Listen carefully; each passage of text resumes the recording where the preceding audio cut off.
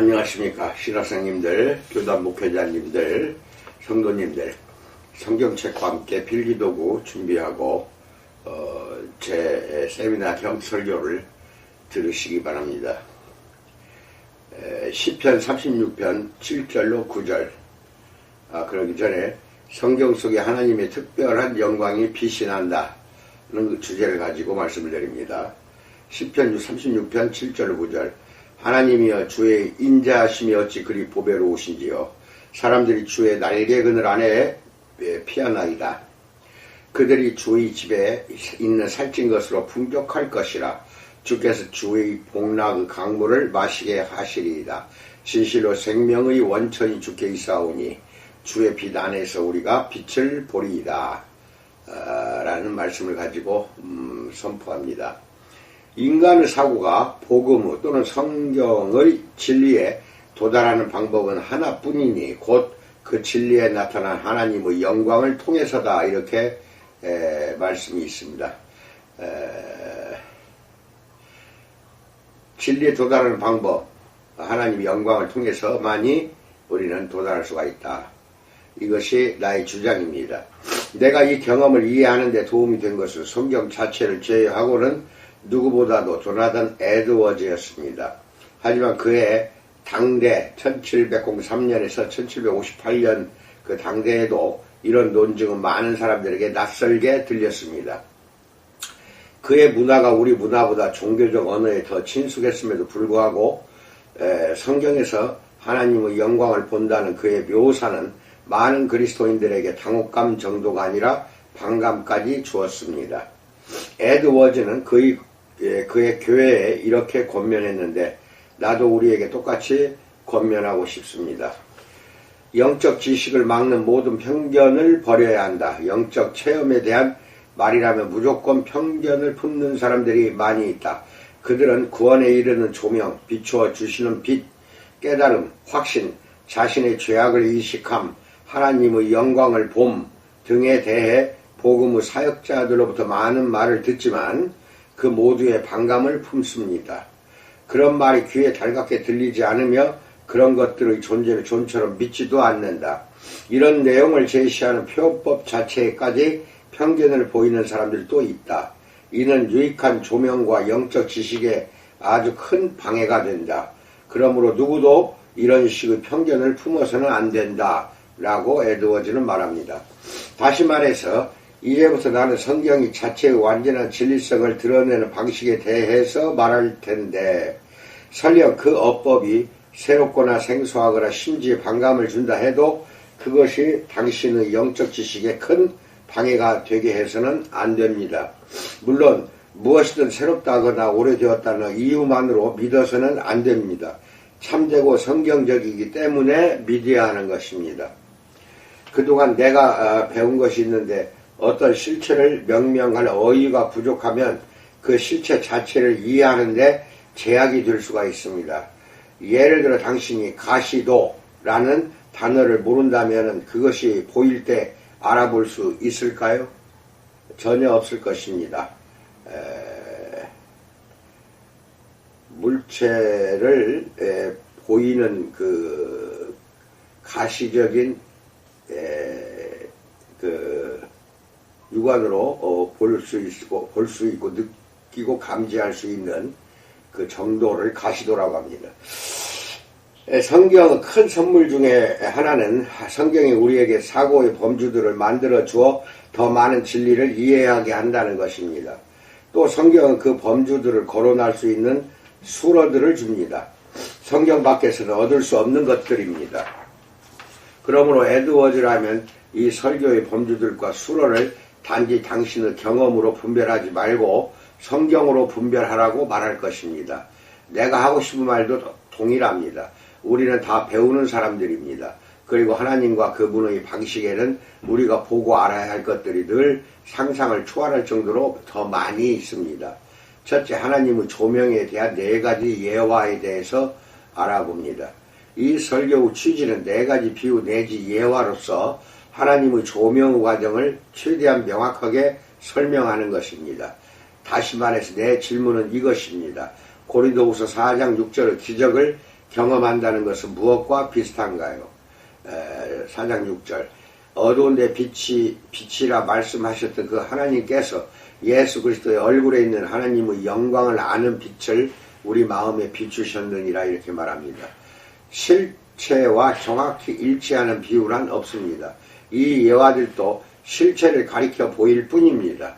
하나님의 영광을 실제로 보는 일은 여전히 초자연적 경험이므로 어떤 자연적 설명도 거기에 부응할 수는 없습니다.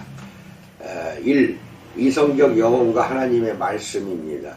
첫째로 에드워즈가 직접 제시한 비유가 있습니다. 정확한 실사가 아니라 비유임을 잊지 마십시오.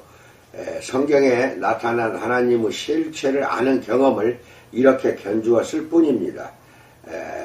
아래의 내용을 천천히 듣기 바랍니다. 문제가 복잡하지만 이해하지 못할 정도는 아니며 노력한 보람이 따를 것입니다. 하나님의 존재는 성경에 명백히 나와 있으며 성경에 담겨있는 하나님의 권위는 성경 자체로 입증된다. 인간의 형체와 구조를 갖춘 몸의 동작과 행동과 말을 보면 사고하는 인간의 존재를 명백히 알 수 있음과 마찬가지다. 즉 몸의 동력원은 이성적 사고다. 이를 알 수 있는 유일한 일은 일련의 행동과 소리가 지닌 일관성과 조화와 협력을 통해서 그리고 그것들이 소위 모든 이성적 사고에 부합하는 모습을 통해서다. 이거야말로 행동의 근원에 지성과 의지가 있다는 분명한 증거다.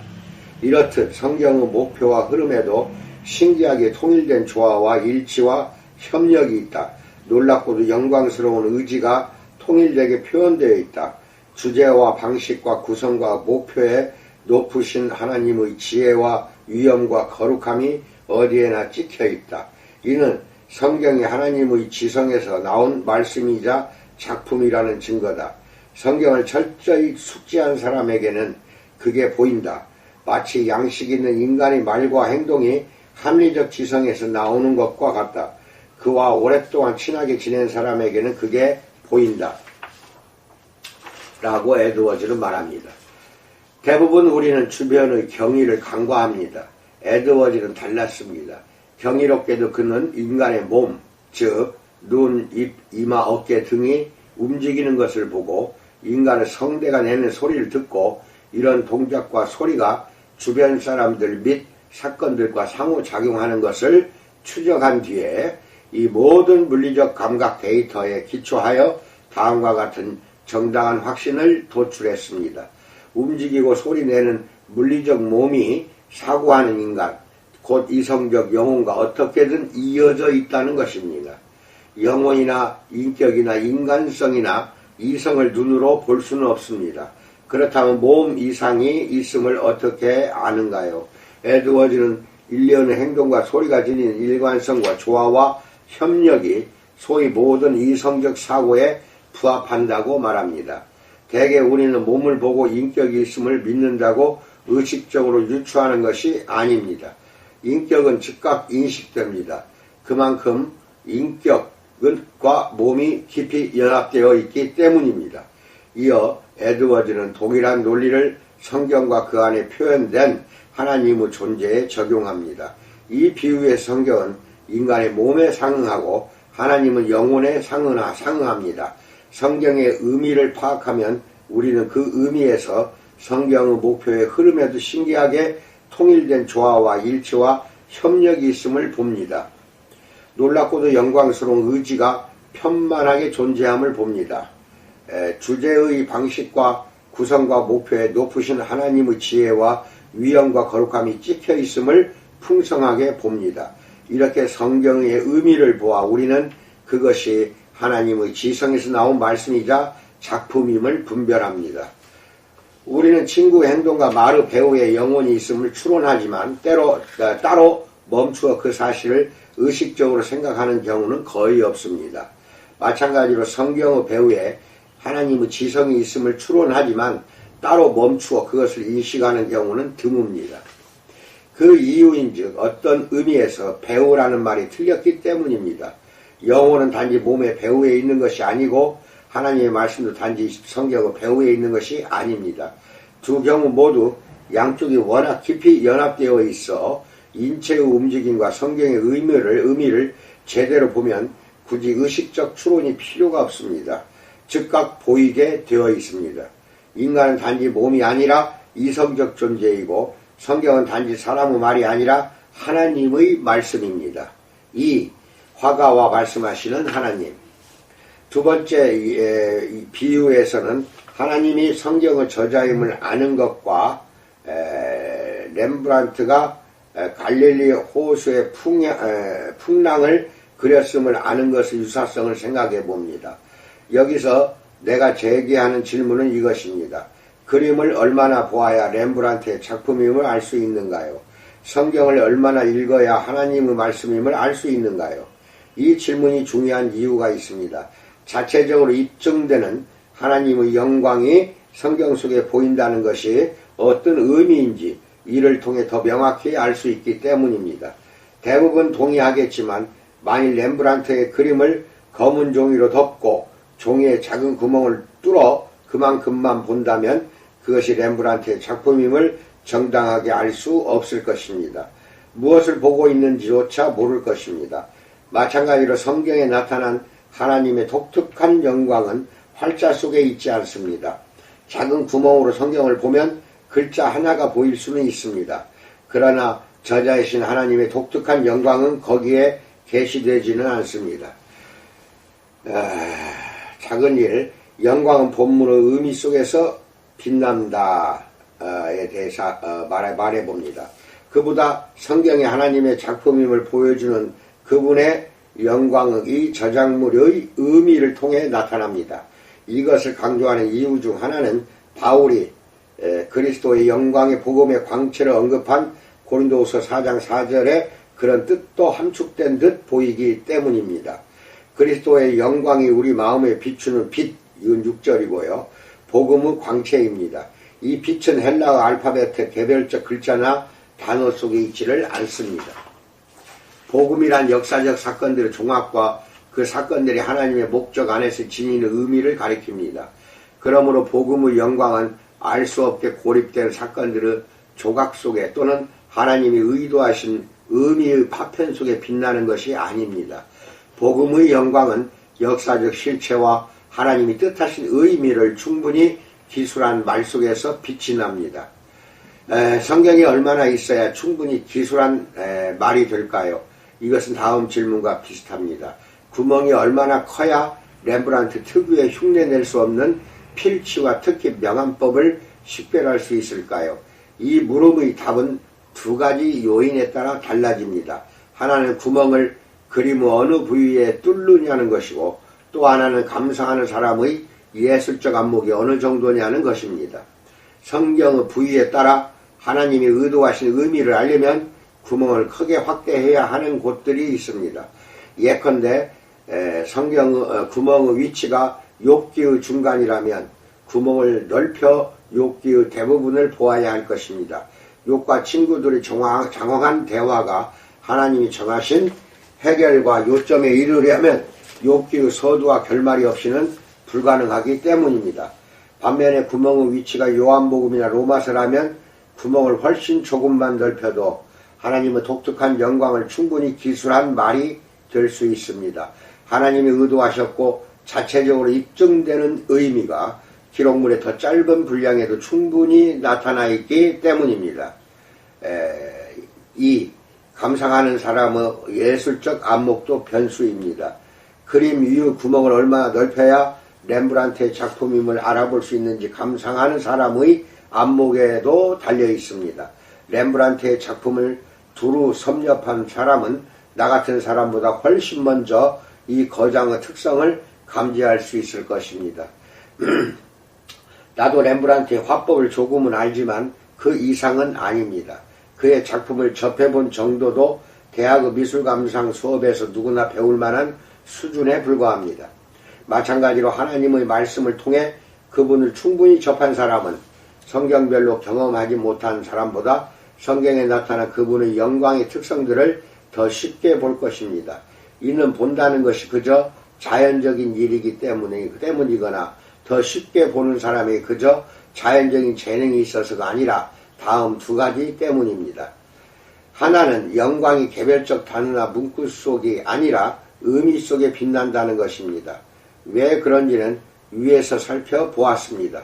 그래서 성경을 더 많이 경험한 사람은 별로 경험이 없는 사람보다 대개 본문의 진리를 더 쉽게 파악할 수 있습니다. 성경을 애독하여 친숙해진 사람이 대개 그 속에서 하나님의 영광을 쉽게 보는 또 다른 이유는 그가 성경으로 말미암아 변화되었기 때문입니다. 고린도후서 3장 18절 우리가 다 수건을 벗은 얼굴로 거울을 보는 것 같이 주의 영광을 보매 그와 같은 형상으로 변화하여 영광에서 영광에 이르니 곧 주의 영으로 말미암음이니라. 성경에 계시된 하나님의 영광은 우리 마음과 생각을 변화시켜 말씀 속에 나타난 하나님의 영광과 더 쉽게 조화를 이루게 됩니다. 그래서 우리는 보면서 바로바로 수긍합니다. 이것은 성경을 이해함과 성경을 실천함 사이의 상관관계에 미치는 의미가 큽니다. 에드워즈는 덕과 거룩함을 실천해야만 성경 지식이 증가한다라고 말했습니다. 3. 하나님은 자신의 걸작에 서명하지 않으십니다. 그림을 덮은 종이의 구멍이 바로 화가의 서명 부위에 있다면 어떨까요? 그러면 누구든지 글만 읽을 줄 알면 화가의 탁월성을 전혀 몰라도 그 그림이 렘브란트의 작품임을 알 수 있을 것입니다. 이것을 언급하는 이유는 다음 사실을 지적하기 위해서입니다. 즉 여기서부터 이 비유는 통하지 않습니다. 하나님은 자신의 걸작에 서명하지 않습니다. 그런 지식은 우리에게 아무런 유익이 되지 못하기 때문입니다. 하나님이 저자이심을 알되 영원한 구원에 이르게 할 만한 지식은 말씀 속에서 그분의 영광을 보아서 깨닫는 지식뿐입니다. 마귀도 성경이 하나님의 말씀임을 압니다. 그는 하나님이 성경을 만드시는 것을 보았습니다. 하지만 이 지식은 마귀에게 아무런 유익이 되지 못합니다. 왜 그럴까요? 하나님의 개입을 겉에서만 보아서 얻은 지식이기 때문입니다. 마치 서명을 읽은 것처럼. 자체적으로 입증되는 하나님의 아름다움을 성경의 의미 속에서 내면으로 본 것이 아닙니다. 하나님의 영광은 성경이라는 그림의 서명과 같지 않습니다. 어느 집 어디로 들어가야 할지를 알려주는 창가의 표시등과도 같지 않습니다. 하나님의 영광은 성경의 의미에 덧붙여진 무엇이 아니라 바로 그 의미 속에 있습니다. 그리스도의 성육신이 여기에 유익한 은유가 될 것입니다. 성경이 인간의 기록물이듯이 예수 그리스도도 인간이십니다. 동시에 성경이 하나님의 말씀이듯이 예수도 또한 하나님이십니다. 성육신 하신 하나님으로 알려지기 위해 예수는 하늘에서 들려온 이는 내 사랑하는 아들이요 마태복음 3장 17절 17장 15절입니다. 나는 외부의 말씀에 음성에 의존하지 않으셨습니다. 물론 하나님은 예수를 그렇게 지지해 주셨습니다. 하지만 예수는 그것을 자신의 정체에 대한 증거로 내세우신 적이 없고 대신 이렇게 물으셨습니다. 요한복음 4장 9절 예수께서 이르시되 빌립아 내가 이렇게 오래 너희와 함께 있으되 네가 나를 알지 못하느냐 나를 본 자는 아버지를 보았거늘 어찌하여 아버지를 보이라 하느냐 라고 말합니다. 다시 말해서 예수를 보고 들은 것만으로 충분했어야 합니다. 예수와 함께 3년을 보낸 요한은 그래서 복음서를 기록할 때 이렇게 말했습니다. 요한복음 1장 14절 말씀이 육신이 되어 우리 가운데 거하심에 우리가 그의 영광을 보니 하나님의 독생자의 영광이요 은혜와 진리가 충만하더라. 요지는 이것입니다. 예수를 보아 하나님을 알 수 있는 이유는 하나님이 그림에 서명하셨다거나 집에 표시등을 다셨다거나 하늘에서 그리스도의 신성을 외치셨기 때문이 아니라 하나님이 예수 안에 계셨기 때문입니다. 이게 중요합니다. 하나님이 예수 안에 계셨고 예수님이 곧 하나님이셨습니다. 두 분은 연합되어 계셨다는 것입니다. 신성의 증표들이 예수 안에 있었습니다.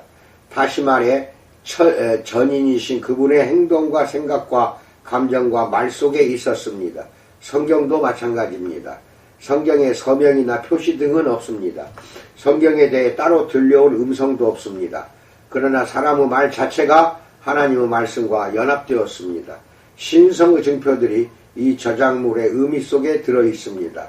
이는 예수의 맨발이나 한순간 잠드신 몸을 보아서는 하나님이신 그분의 영광을 알아볼 수가 없다는 뜻입니다.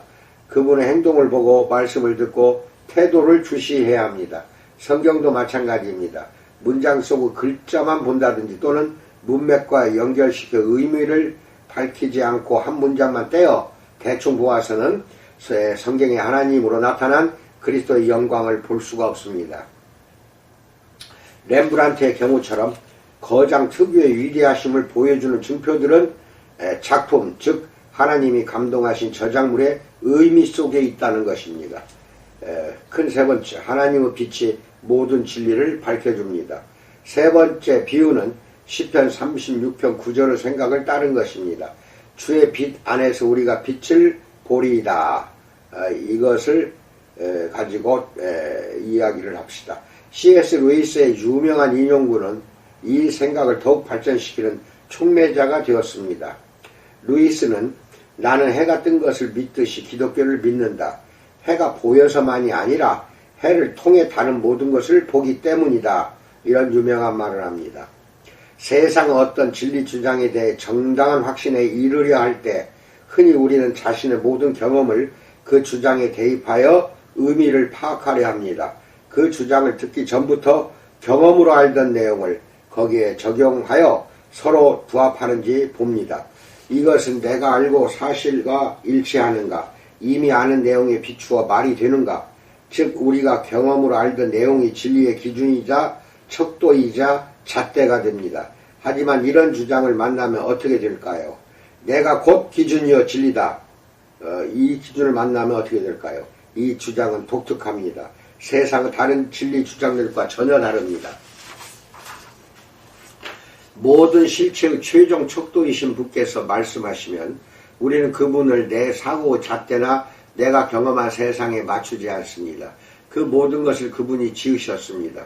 모든 진리와 아름다움의 최종 기준이신 분께서 나타나시면 우리는 그분을 피고석에 세우고 내가 여태까지 알던 진리와 아름다움을 법정에 가져와 그분을 재판하지 않습니다. 영원하신 절대자여 창조주께서 참되고 아름다우신 이유는 그분이 우리의 지식에 일치해서가 아니라 우리가 아는 모든 진리와 아름다움이 그분 안에서 조화를 얻기 때문입니다. 모든 것이 그분에게서 흘러나오며 기준은 바로 그분입니다. 그분은 세상적 기준으로 의미가 닿아서 개연성을 얻으시는 것이 아니라 그분이 세상에 의미를 부여하십니다. 그분이 곧 의미입니다. 우리가 그분께 세상에 빛을 비추어 그분의 진리를 드러내는 것이 아니라 그분이 세상의 빛이십니다. 그분의 빛 안에서 우리는 빛을 봅니다. 작은 1번, 주의 빛 안에서 우리가 빛을 보리이다. 시편 36편을 보면 주의 빛 안에서 우리가 빛을 보리이다 9절입니다. 라고 말했습니다. 하나님의 빛 안에서 빛을 본다는 말이 무슨 뜻일까요? 문맥을 생각해 보십시오. 이 시의 첫 네 구절에는 첫째 1절에 하나님을 두려워하는 빛이 없는 이들의 상태가 기술이 됩니다. 1절 오히려 악인의 죄가 그의 마음속으로 이르기를 뭐라고 하던가요? 2절 그가 스스로 자랑하기를 자기의 죄악은 드러나지 아니하고 미워함을 받지도 아니하리라 함이로다 이렇게 나옵니다. 하나님을 부인하는 그는 죄의 위력 때문에 꿈과 환상의 세계에서 살아갑니다. 스스로 충분하고 안전하다고 생각합니다. 그래서 속이는 말과 악한 행위에 몰두합니다. 3, 4절을 보세요. 그는 흙의 존재를 부정하는 개미, 공기의 존재를 부정하는 새, 물의 존재를 부정하는 물고기와 같습니다.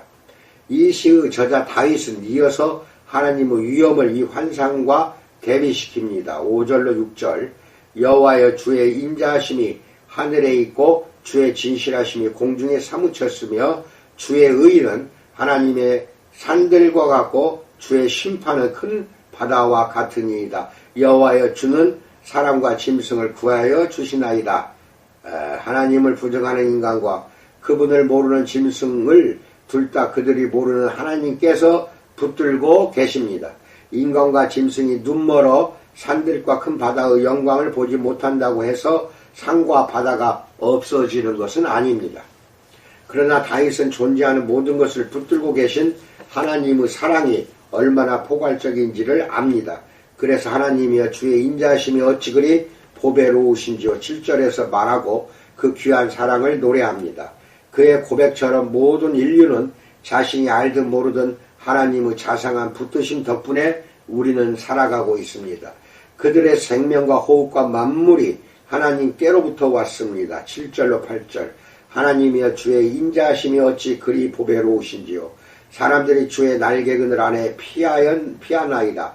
그들이 주의 집에 있는 살찐 것으로 풍족할 것이라. 주께서 주의 복락의 강물을 마시게 하시리이다. 하나님을 두려워하는 빛이 없는 바로 그 사람들이 자신도 모르게 하나님의 집에 있는 살찐 것으로 목숨을 부지하고 그분을 떠나서도 충분하고 안전하다고 스스로 자랑하는 그들이 그분의 복락의 강물을 마십니다. 그들이 부인하는 하나님께서 그들을 붙들고 계십니다. 어떻게 그럴 수 있을까요? 히브리어 원문의 9절은 이유를 나타내는 접속사 키로 시작됩니다. 진실로 생명의 원천이 주께 있사오니는 있기 때문이니 이 말입니다.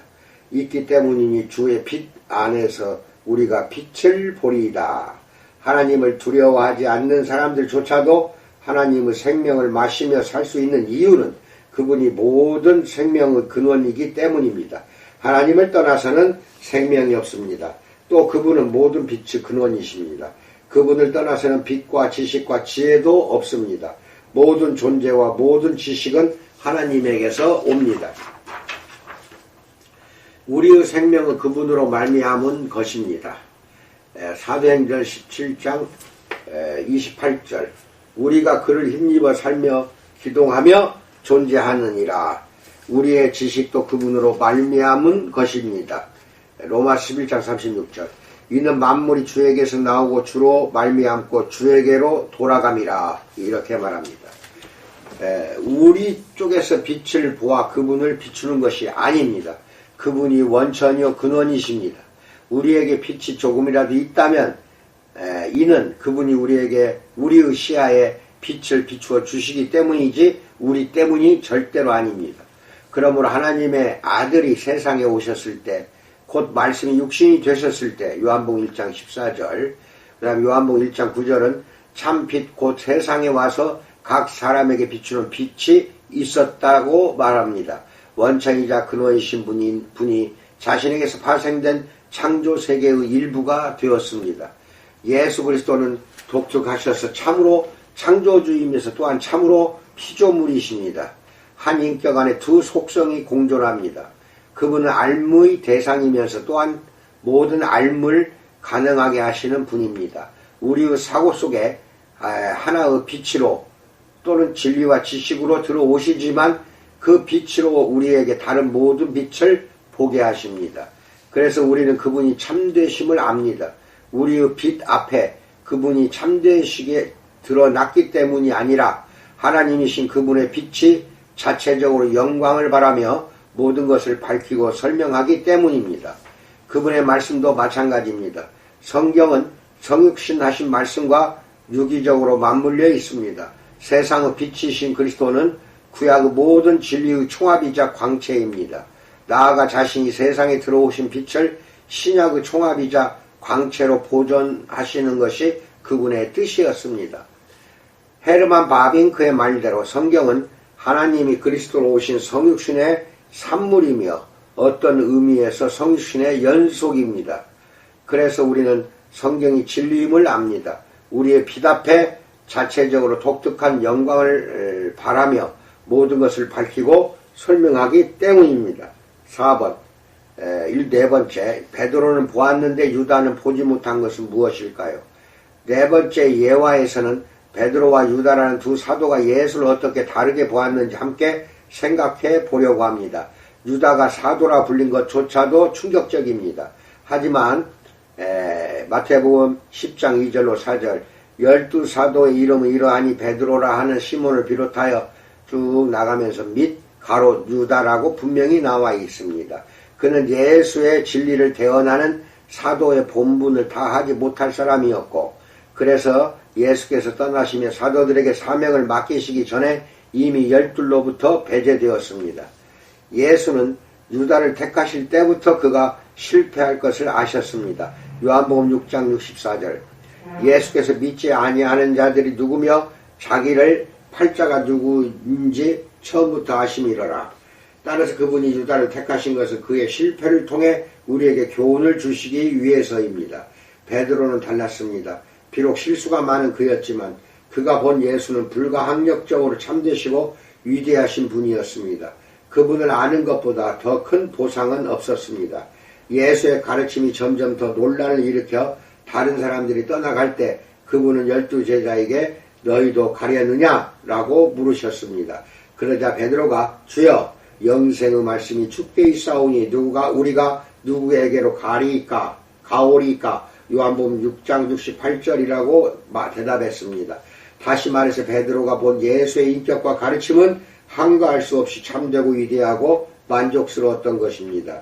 주님은 가장 위대하신 분이십니다. 주님의 가르침은 비길 데가 없습니다. 우리가 주님을 두고 누구를 더 원하겠습니까? 주님이 메시아요 하나님의 아들이시니 우리는 더 찾을 필요가 없습니다라는 뜻입니다. 작은 일, 이를 내게 알게 한 이는 혈육이 아니요 뻔히 부족한 죄인인 베드로. 누가복음 5장 8절 찾으세요. 어떻게 그리스도의 실체를 볼 수 있었을까요? 예수께서 그의 본명을 부르며 이렇게 답하십니다. 마태복음 16장 17절 바요나 시몬아 내가 복이 있도다. 이를 내게 알게 한 이는 혈육이 아니요 하늘에 계신 내 아버지시니라. 예수의 이 말씀은 바울이 고린도후서 4장 6절 디모데후서 2장 25절 예배소서 1장 17절에서 한 말과 같습니다. 즉 하나님이 마음의 눈을 열어주셔야만 우리는 그리스도에게서 그리고 그분의 말씀 속에서 하나님의 영광의 실체를 볼 수가 있습니다. 베드로만 그런 것이 아닙니다. 예수는 제자들에게 누가복음 8장 10절 하나님 나라의 비밀을 아는 것이 너희에게는 허락되었으나 다른 사람에게는 비유로 하나니 이는 그들로 보아도 보지 못하고 들어도 깨닫지 못하게 하려 함이라 라고 말씀하셨습니다. 예수를 참으로 따르는 사람들은 모두 베드로와 똑같은 경험을 했습니다. 하나님이 그들에게 아는 것을 허락하셨습니다. 사람이 그리스도의 진리와 아름다움을 알게 되는 길은 이것뿐입니다. 마태복음 11장 25절로 27절 말씀. 그때 예수께서 대답하여 이르시되 천지의 주제이신 아버지여 이것을 지혜롭고 슬기 있는 자들에게는 숨기시고 어린아이들에게 나타내심을 감사하나이다. 옳소이다. 이렇게 된 것이 아버지의 뜻이니이다. 내 아버지께서 모든 것을 내게 주셨으니 아버지 외에는 아들을 아는 자가 없고 아들과 또 아들의 소원대로 계시를 받는 자 외에는 아버지를 아는 자가 없느니라. 이 초자연적 시력을 선물로 받지 않고는 아무도 아버지나 아들을 알 수 없습니다. 베드로가 예수를 참되시고 위대하신 분이요 최고의 보상으로 본 이유는 하나님이 자유롭고 주권적인 자비로 친히 그의 눈을 열어서 바울이 말한 예수 그리스도의 얼굴에 있는 하나님의 영광을 보게 하셨기 때문입니다. 2. 인간이 눈먼 이유는 하나님이 치유를 거두셨기 때문이 아니다. 그러나 유다나 그와 같은 사람들은 보아도 보지 못하며 들어도 듣지 못하였다고 마태복음 13장 13절에서 말합니다. 유다도 베드로처럼 물리적 예수를 똑같이 보았습니다. 사도 일원으로서 3년간 거의 줄곧 예수와 함께 있었습니다. 그런데 왜 유다는 보지 못했을까요? 하나님이 그의 눈을 열어주지 않으셨기 때문이라는 말은 맞지 않습니다. 사람들이 보는 이유가 하나님이 시력을 은혜의 선물로 주시기 때문인 것은 맞지만 사람들이 보지 못하는 엄밀한 이유가 그분의 은혜가 없어서는 아닙니다. 인간이 눈먼 이유는 하나님이 치유를 거두셨기 때문이 아닙니다. 유다의 이야기를 보면 그가 왜 그리스도에게서 하나님의 영광을 보지 못했는지 알 수가 있습니다. 마태복음 26장 15절 그는 돈을 사랑했고 누가복음 22장 48절 거짓말장이에다 요한복음 12장 6절 도둑이자 마가복음 14장 10절 배신자였습니다. 바로 그것이 그의 눈먼 상태였습니다.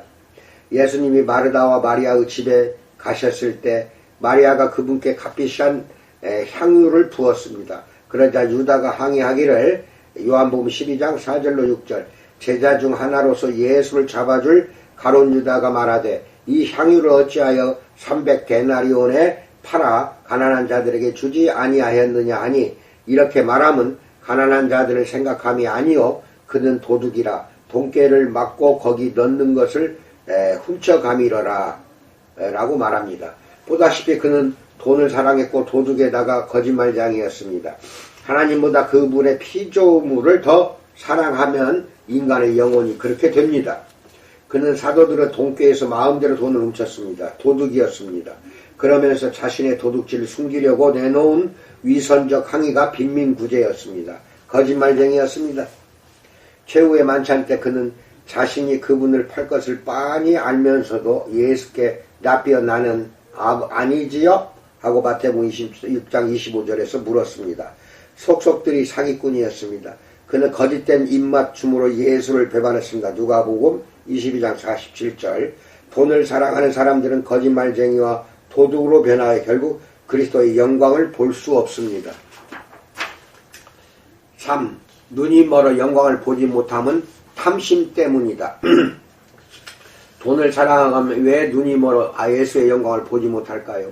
예수의 영광 우리 마음에 대한 권리를 주장하는 세상 최고의 보화인 까닭입니다. 마태복음 13장 44절 천국은 마치 밭에 감추인 보화와 같으니 사람이 이를 발견한 후 숨겨두고 기뻐하며 돌아가서 자기의 소유를 다 팔아 그 밭을 샀느니라. 예수는 이스라엘의 왕이며 그분의 나라는 무궁합니다. 누가복음 1장 31절로 33절 그분은 하나님 나라의 화신이었고 그분이 일하시는 곳마다 왕이신 하나님의 통치가 임했습니다. 누가복음 11장 20절 찾으세요. 요컨대 하나님 나라에 대한 이 한 구절의 비유 마태복음 13장 44절 찾으세요. 이 비유는 최고의 보아이신 예수를 발견하라는 것입니다. 무한히 아름답고 귀하시며 만족을 주시는 분이라는 그분의 실체를 보면 돈을 사랑하는 마음이 힘을 잃게 됩니다. 비유 속 사람이 기뻐하며 전 재산을 팔아 자신이 발견한 보안을 산 것을 보아 알 수 있습니다. 이는 돈의 자리를 최고 보아이신 그리스도로 완전히 대체했다는 뜻입니다. 양자택일입니다. 돈 아니면 그리스도입니다. 마태복음 6장 24절 한 사람이 두 주인을 섬기지 못할 것이니 혹 이를 미워하고 저를 사랑하거나 혹 이를 중히 여기고 저를 경히 여김이라. 너희가 하나님과 재물을 겸하여 섬기지 못하느니라. 참고로 마태복음 10장 37로 39절 누가복음 8장 14 마가복음 10장 21절로 22절 찾으세요. 그리스도와 돈도 겸하여 섬길 수 없습니다. 유다가 그 증거입니다. 돈을 사랑하면 사고 눈이 멀어 예수의 지고한 가치를 볼 수 없습니다. 우리 삶의 최고의 보아이신 예수께서 돈의 자리를 되찾으시려고 권리를 주장하십니다. 그런데 우리 마음은 논리적으로 생각해 볼 것조차 없이 이미 거기에 저항하고 있습니다. 요컨대 유다도 베드로와 똑같이 예수를 보았으나 그가 본 예수는 불가항력적으로 영광스럽고 아름다우시며 모든 만족을 주시는 분이 아니었습니다. 그는 인간을 보는 데서 그쳤을 뿐 눈이 멀어 하나님의 영광의 무한한 아름다움과 가치를 보지 못했습니다. 눈이 멀었던 이유는 그가 사탄의 손에 놀아난 무력한 졸개여서가 아니라 사탄에게 가세하여 대낮 같은 그리스도의 영광을 미워했기 때문입니다. 유다나 우리나 눈먼 근본 원인은 자신의 반항심에 있습니다. 눈 멀어 예수의 영광을 보지 못하는 우리에 대해 그분은 요한복음 3장 19절로 20절에 이렇게 말씀하셨습니다.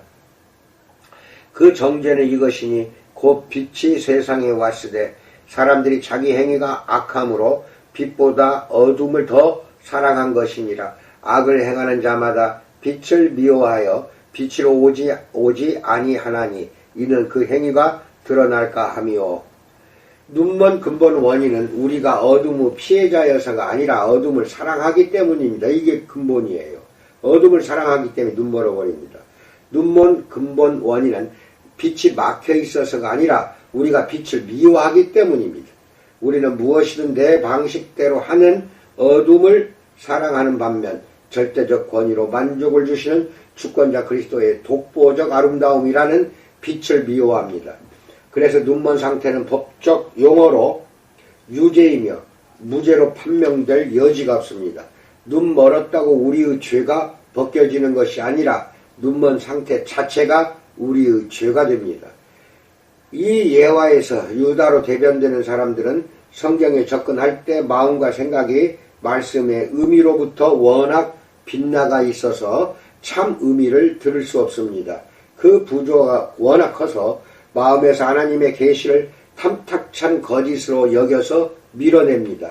반면에 베드로로 대변되는 사람들은 성경을 대할 때 마음과 생각이 성령으로 말미암아 겸손해져 본문의 의미 속에 빛나는 하나님의 영광의 아름다움과 진리에 열려 있습니다.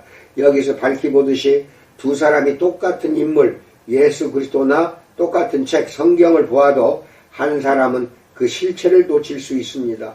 마음이 깨끗해져야만 실체를 볼 수 있다는 뜻입니다. 마태복음 5장 8절 마음이 청결한 자는 복이 있나니 그들이 하나님을 볼 것이며.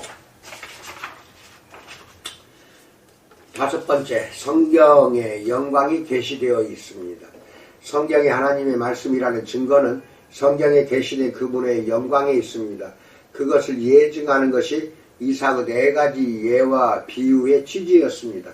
성경이 진리라는 정당한 확신을 품으려면 하나님이 성경에 주신 영광을 보아야 합니다. 요컨대 성경이 진리라는 정당한 확신에 이르는 길은 고린도후서 4장 2절로 6절에 나오는 바울의 가르침에 입각한 것입니다. 그는 우리가 복음을 들을 또는 읽을 때 하나님이 예수 그리스도의 얼굴에 있는 하나님의 영광을 아는 빛을 우리 마음에 주신다고 했습니다. 복음을 확신하는 이 길은 또한 성경 전체의 진리성을 정당하게 확신하는 길이기도 합니다. 자체적으로 입증되는 사실적이고 객관적인 하나님의 영광이 복음 안에 담겨있는 것과 마찬가지로 성경에 담겨있는 하나님의 권위는 성경 자체로 입증됩니다. 확신에 이르는 이 길에는 개연성과 모험을 제시하는 다른 길들의 문제가 있다는 의미도 함축되어 있습니다. 그런 다른 길들의 유명한 예들이 꽤 있었는데 그중 하나를 살펴보면 내가 따르고 있는 이 길의 차이점이 더 또렷해질 것입니다. 이상입니다. 오늘은 제 몸이 좀 불편해서 여러분에게 좀 더듬거렸습니다. 이해해 주시고 이제 내일 모레 곧 설날이 다가옵니다. 언제나 하나님의 영광을 위해서 사는 여러분과 내가 되기를 주님의 이름으로 축원드립니다. 감사합니다.